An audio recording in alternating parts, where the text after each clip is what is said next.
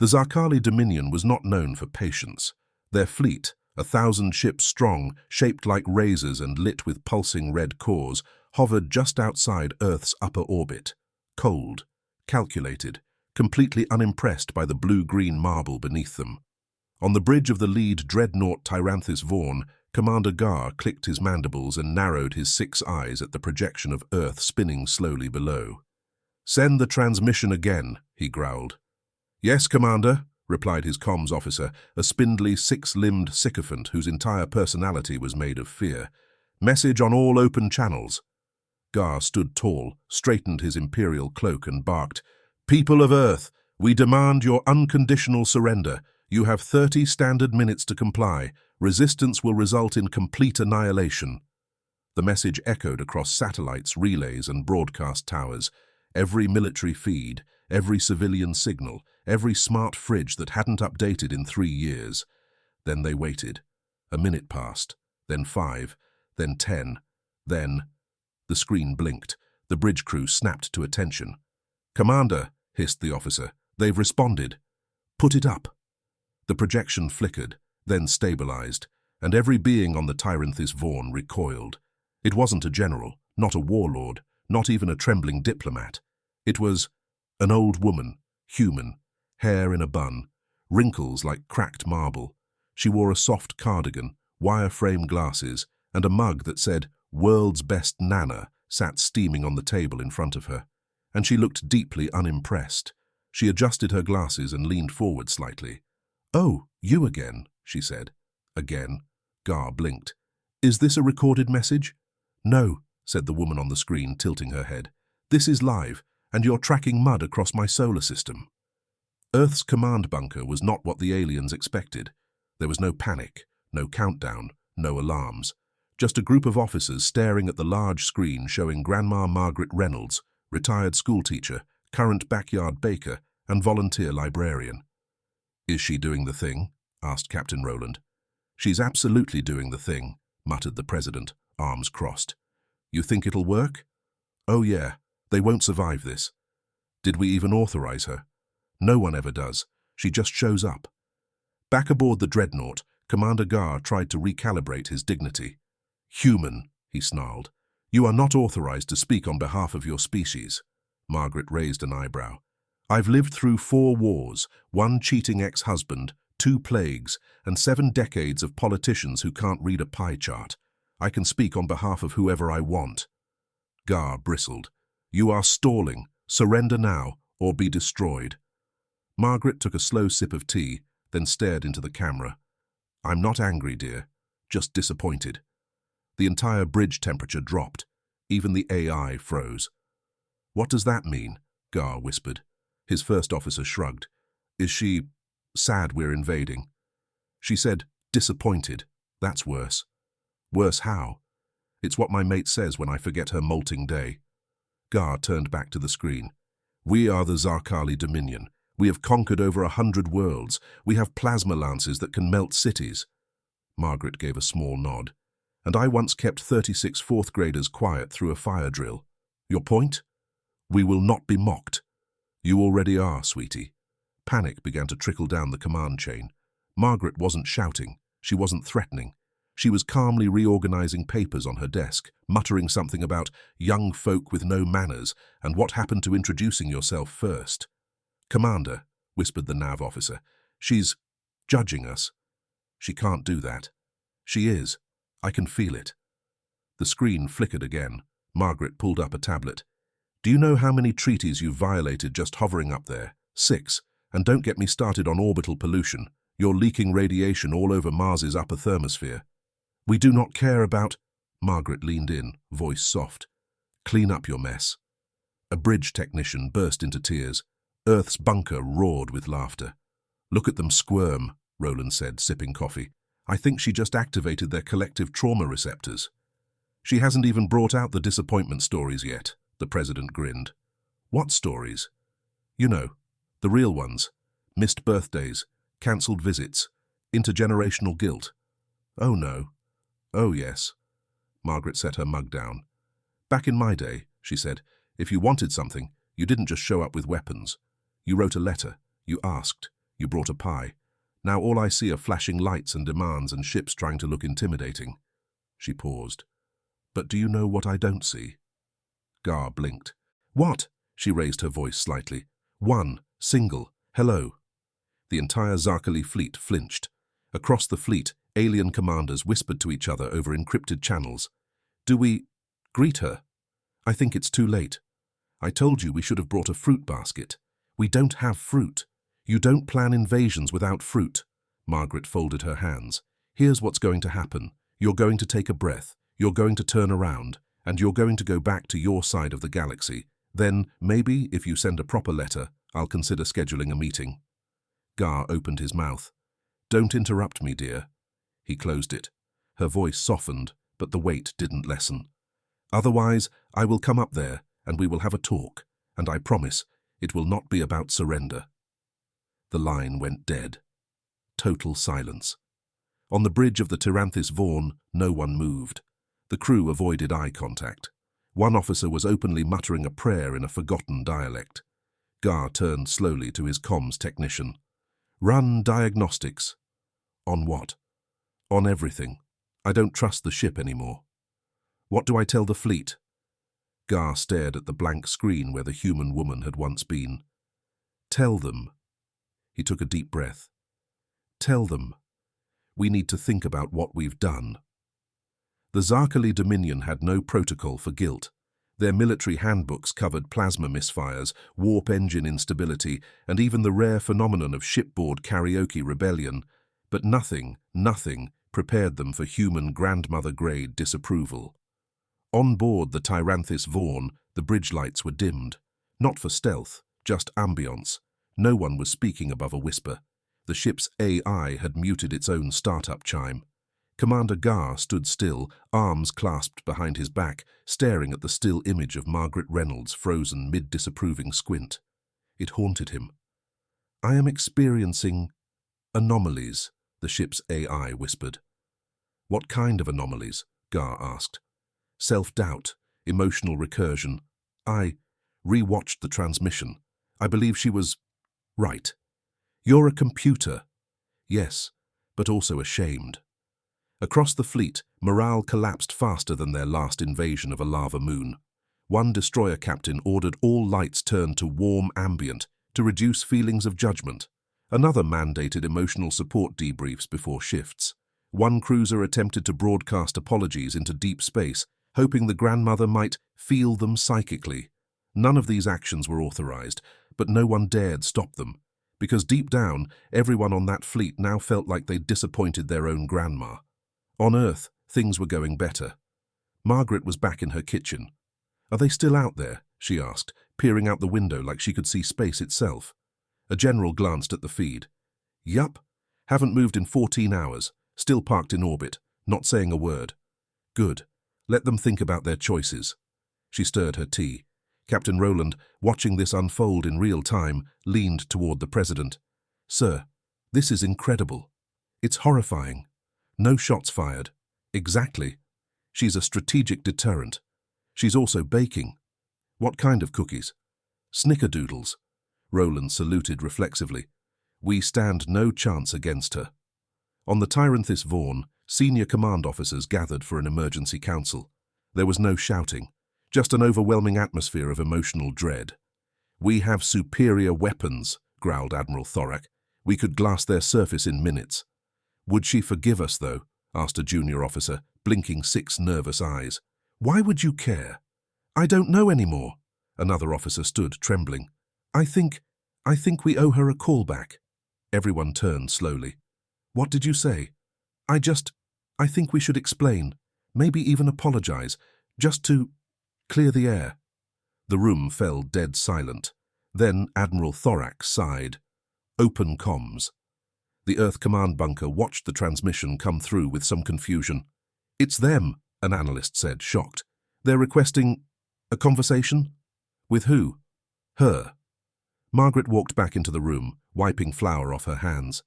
"Did they think about what they've done?" "Seems like it." "All right, patch me in." She sat down, sipped her tea, and greeted them with the exact tone one might use for a child caught stealing from the cookie jar. Back so soon? Commander Gar cleared his throat. We would like to offer a formal explanation of our intentions. Margaret raised an eyebrow. Oh? Our people are taught that strength ensures peace. We've made errors in approach. Margaret nodded, slow and knowing. So you thought you'd just show up uninvited, wave some big toys around and bully your way through a diplomatic encounter? Yes. And how's that working for you? Poorly. Good, you're learning. One of the bridge officers whispered, She's teaching us. Another one added, I feel like I should be taking notes. A third said, I miss my grandmother. He was promptly given shore leave. Margaret leaned in. You know what would really impress me? Gar hesitated. What? Fixing that orbital mess you made. What mess? She turned her screen to show a radar feed. Debris, loose radiation, burn trails from where the fleet decelerated too close to the atmosphere. That's just sloppy, she tisked. Gar stared at the display, suddenly horrified. She's right, the navigation officer whispered. It's a mess. Margaret gave a small smile. Get to work, dear. Gar gave the order. In the following hours, ships across the fleet began emitting cleanup drones. Orbital paths were recalculated for minimal atmospheric drag. Radiation was dispersed safely. By Earth standards, it was the most cooperative alien action in history. By Zarkali standards, it was a humbling galactic humiliation. And still, somehow, it felt right.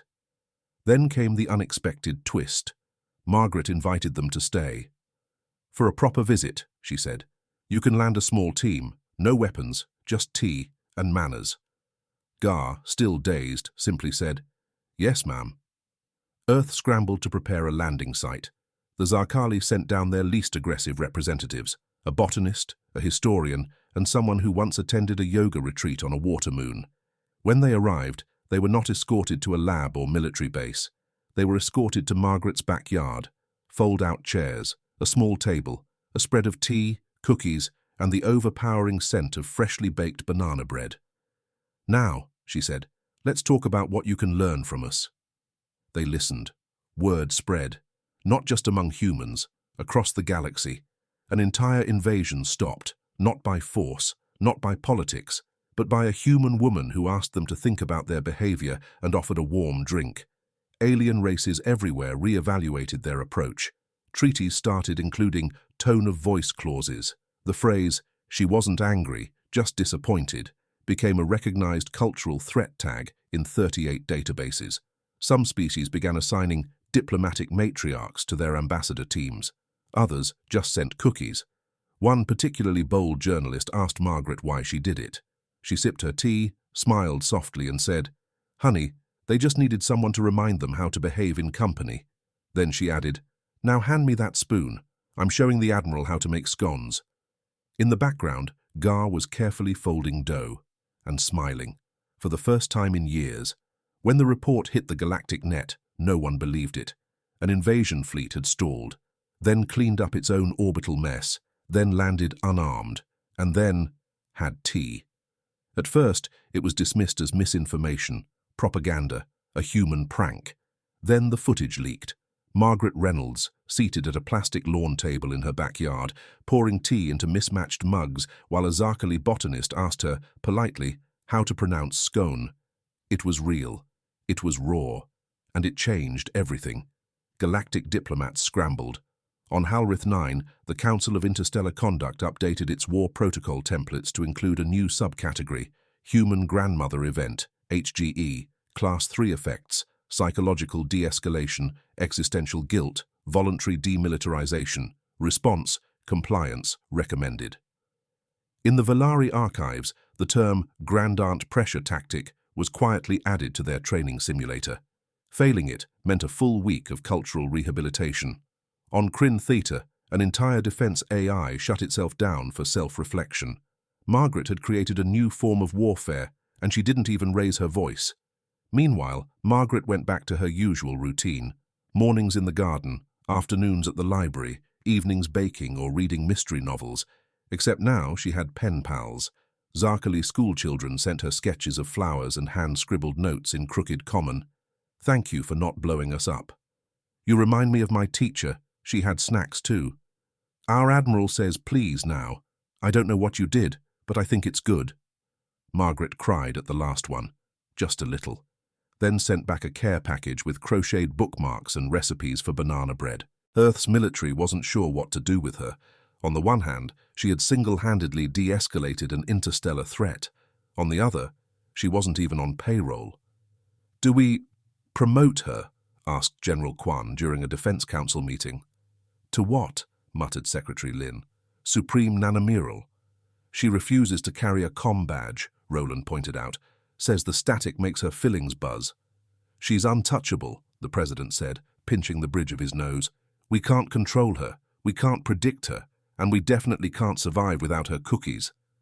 What's the long-term play? Silence. Then someone in the back muttered, We keep her happy. Everyone nodded solemnly. Alien academies noticed the shift first. A generation of young cadets, raised on brutal drills and glory-bound doctrine, suddenly softened. They began asking questions like, Is there a better way? Should we apologize first? Would Grandma Reynolds approve? And no matter the species, no matter the system, those words landed.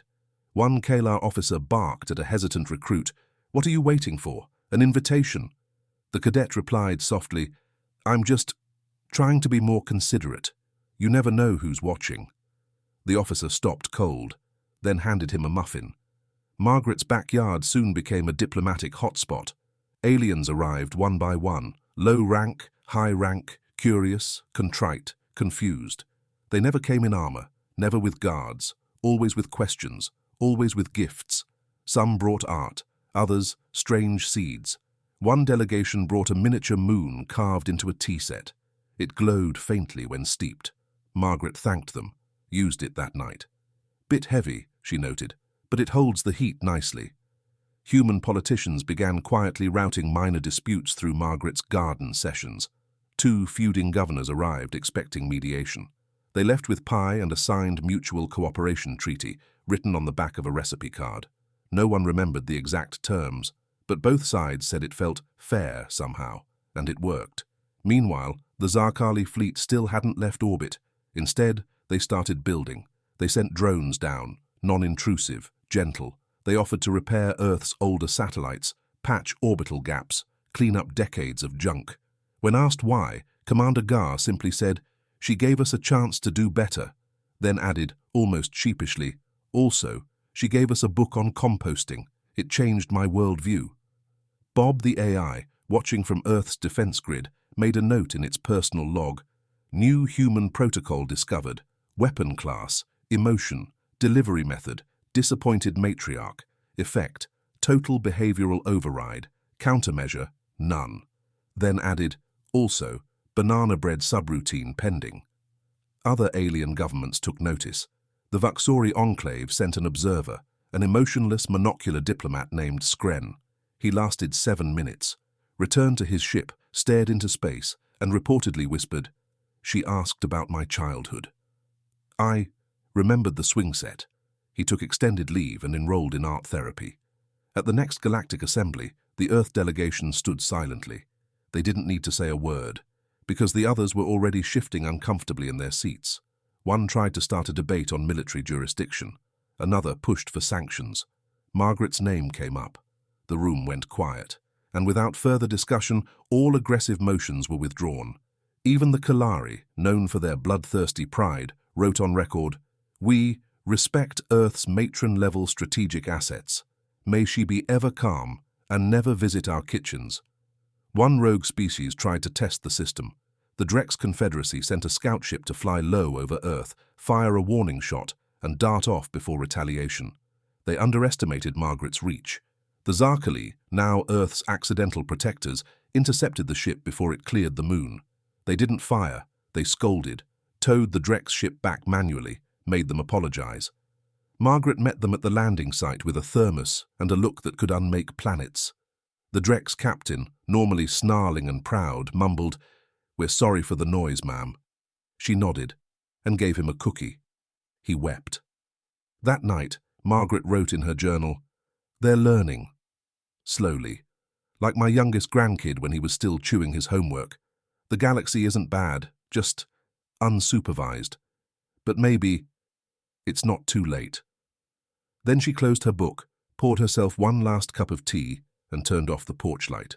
The stars above shimmered and behaved themselves. The Galactic Council of Unified Systems convened an emergency closed-door session. On paper, the meeting was about protocol integration. In reality, it was about how to deal with Earth's grandmother problem. The holographic display in the center of the chamber showed a single still image. Margaret Reynolds, sitting peacefully at a patio table, pouring tea into a chipped ceramic mug. The timestamp read, 2104 UTC, Zarkali Fleet still obedient. Councillor Trexil from the Valari sector broke the silence. So, what exactly is she?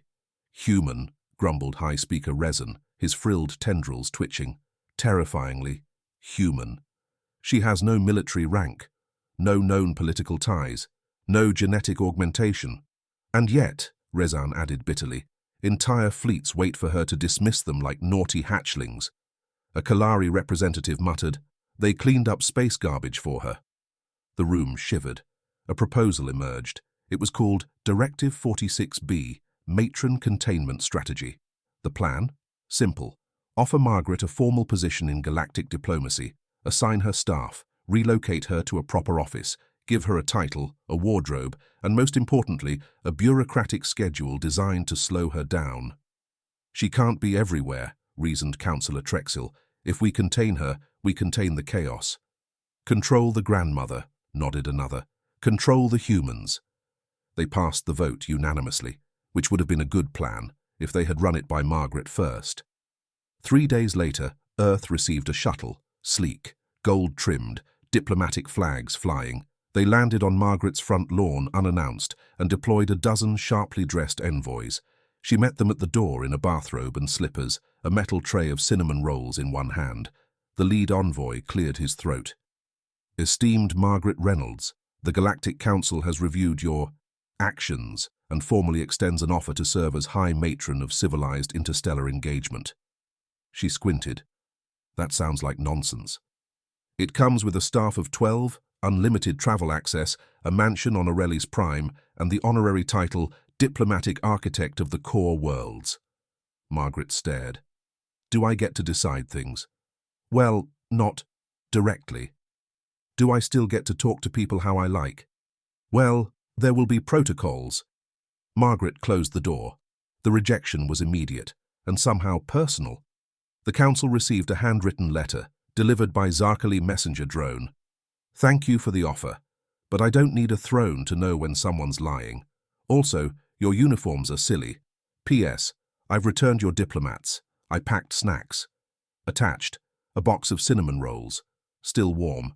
The diplomats never spoke of what happened during those 3 hours on her porch. One of them retired, another took up woodworking.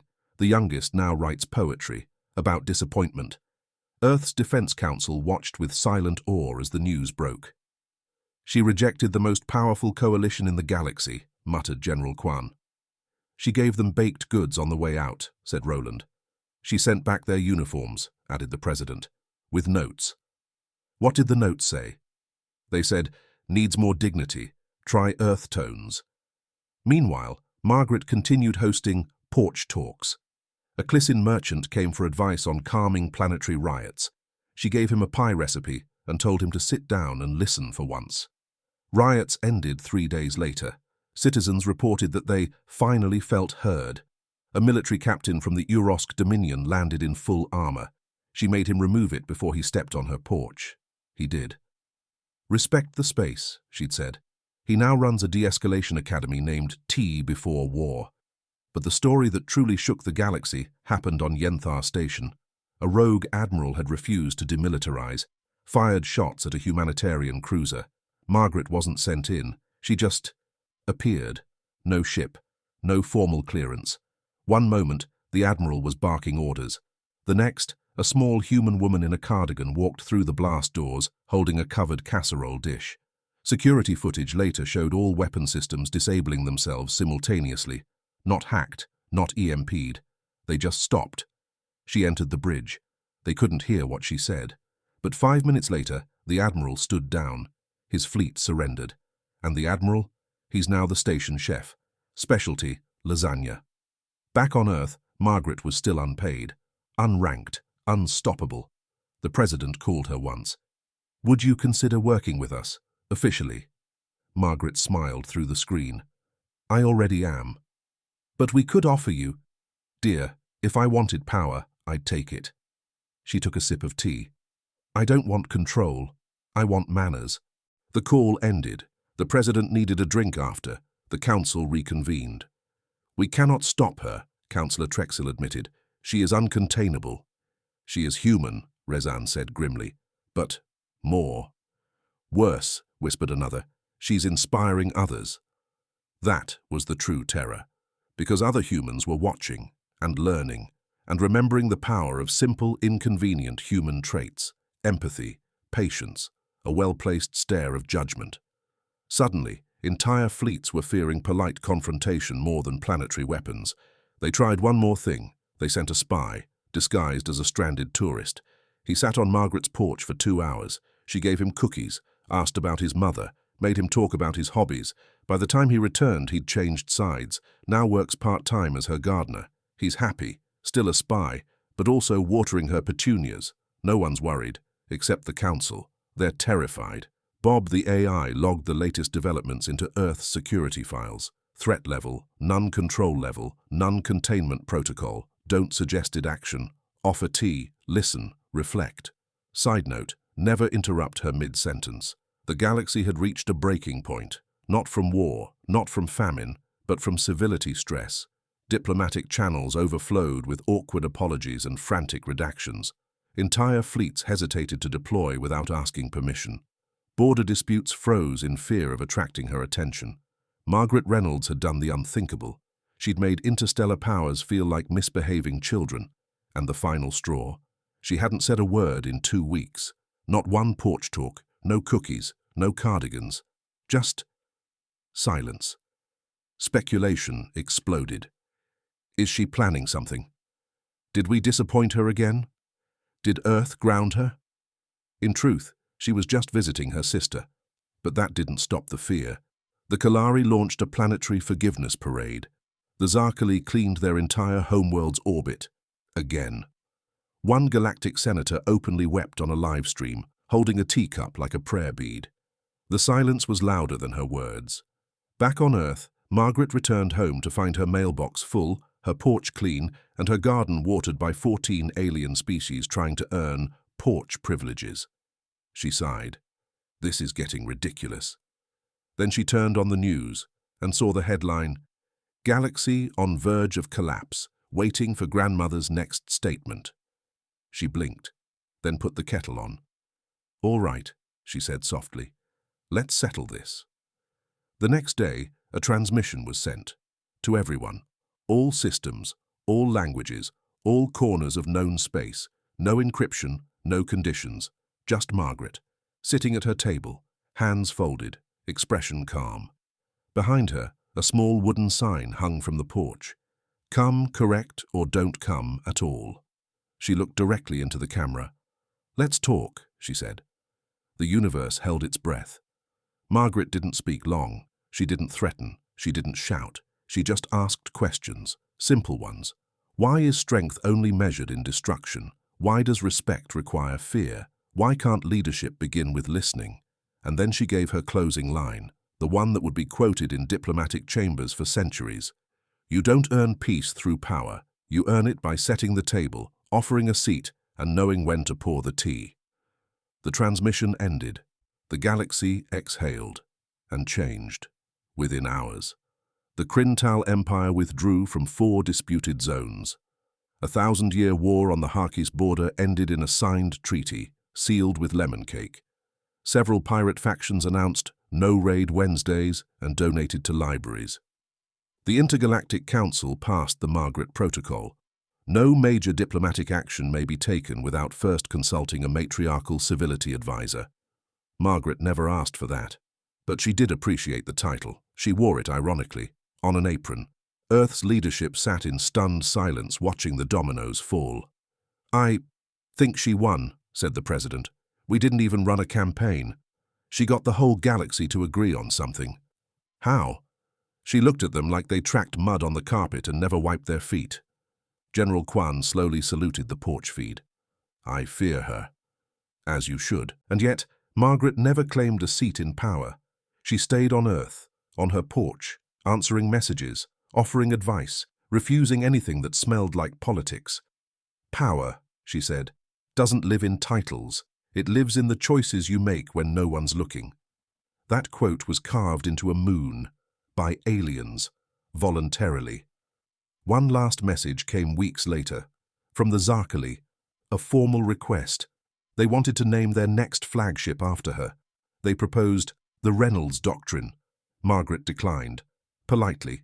Instead, she sent them a quilt, handmade, embroidered with a map of their fleet's original homeworld, and a note, "Home matters, don't forget it." It was displayed in their war museum. They closed the war museum the next day and turned it into a school. The galaxy, once built on fear, now revolved around a different gravitational center, a porch, a cardigan, a disappointed look that reshaped empires, and a reminder that sometimes the most dangerous human in the universe doesn't need a weapon. She just needs you to listen. On a quiet night, under Earth's stars, Margaret sipped her tea and looked up. Somewhere out there, fleets stood down, leaders softened, and someone, hopefully, was baking. She smiled, not because she won, but because, for once, the universe was finally acting like it had some damn sense. And that, she thought, was enough.